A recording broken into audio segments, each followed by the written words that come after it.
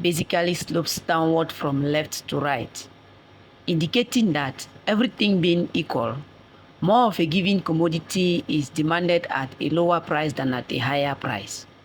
Now, there are three reasons that explain the reason why a normal demand curve slopes downward from left to right. Number one is called the law of diminishing marginal utility. Number two is called the substitution effect. And number three is the real income effect. Take note of number three. It is not income effect, it is the real income effect. Now, let us explain how these three reasons help us to explain the reason why people prefer to buy when prices are low rather than when prices are high.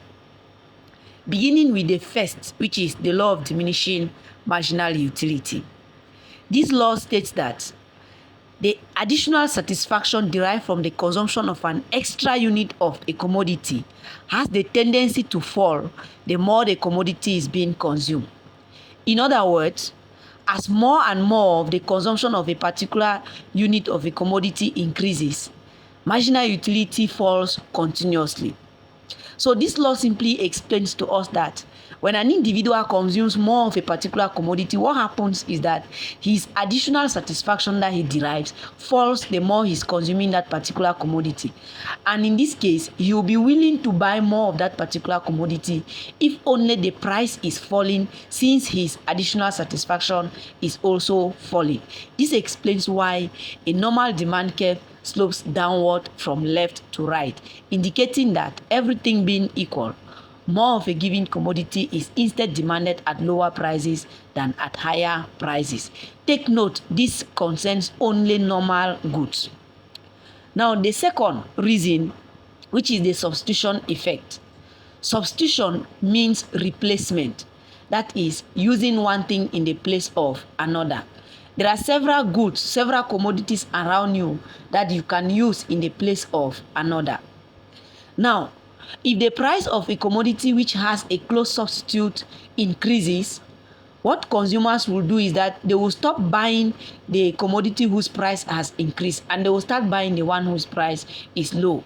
This will instead increase the quantity demanded for the other commodity because its price is low.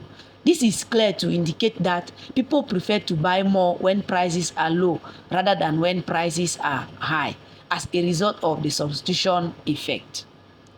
Now, the last reason, which is the real income effect. Real income here is income in terms of goods and services. I repeat, real income is income in terms of goods and services. Now, when prices of goods and services fall, consumers will experience an increase in their real income. What does this mean? This means that when prices fall, consumers can buy more goods and services with the same amount of money than before. This is what we mean by real income. So, what has caused consumers to buy more of the particular commodity than before with the same amount of money? It is because the price is falling. This simply helps us to understand that, or to explain clearly that when prices fall, people buy more goods and services. This explains why a normal demand curve slopes downward from left to right, everything being equal.